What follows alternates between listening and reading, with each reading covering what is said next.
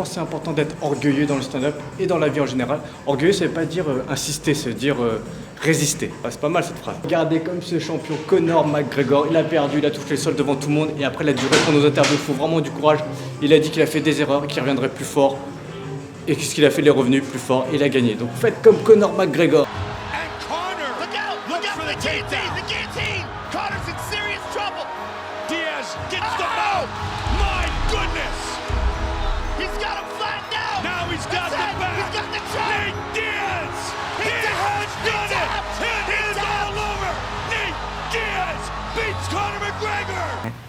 I will not make excuses for it.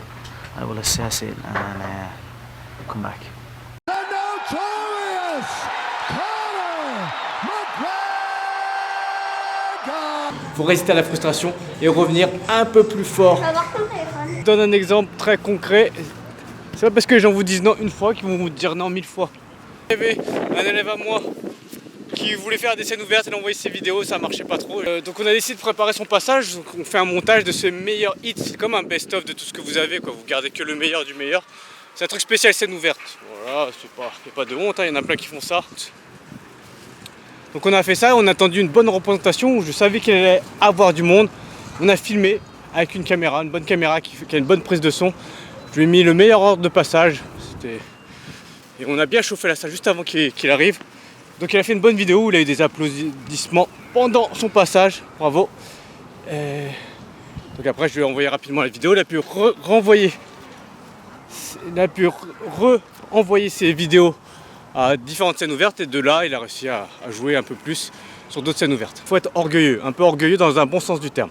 C'est pas parce qu'on vous dit non qu'il faut vous énerver ou dire que la porte est totalement fermée. Elle n'est pas totalement fermée, elle est un peu fermée. Donc vous pouvez la réouvrir en cherchant pourquoi les gens vous ont dit non. Trop facilement, putain, merde. Et voilà, tout peut changer très vite. J'avais vu une vidéo, je sais pas, je vais essayer de la mettre en description si je la retrouve. Il y avait Kian Kojandi, qui était parrain d'un festival, je crois, festival à Montreux. Et il parrainait un concours d'humoristes et il racontait qu'il était dans ce concours d'humoristes il y a quelques années, que maintenant, je crois, il n'avait pas été pris et que maintenant il était parrain. Donc voilà, c'est une belle histoire.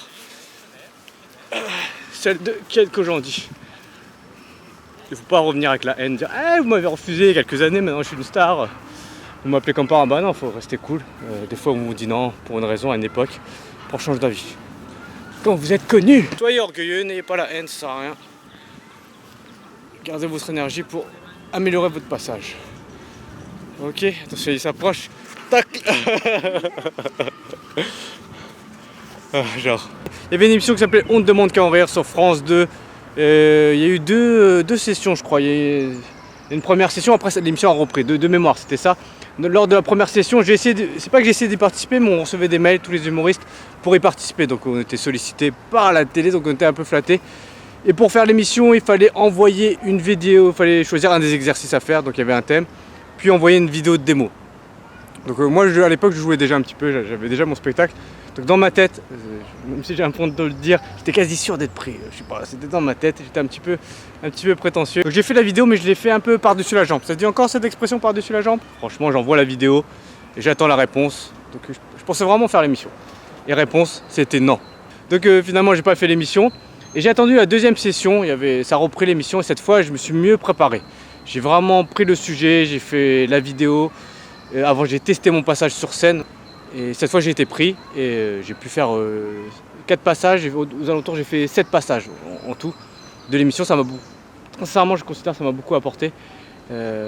Donc voilà, c'est ça que je veux vous dire, c'est pas parce qu'on vous dit non une fois, il y avait des raisons. La première raison c'est que j'étais trop prétentieux, je l'ai fait vraiment easy quoi, j'ai pas donné le meilleur de moi-même. Quand j'ai vraiment travaillé, ça a changé et ça a valu le coup parce que finalement j'ai fait quasiment 7 passages. En réalité j'en ai fait 4 et 3 en tant que guest. Mais pendant 2 mois, j'étais quasiment tout le temps au Moulin Rouge pour l'émission On ne demande qu'à en rire. Donc ça vaut le coup de s'accrocher et de se remettre en question, de réessayer en faisant un peu mieux. D'accord? Mettez un petit pouce sur la vidéo.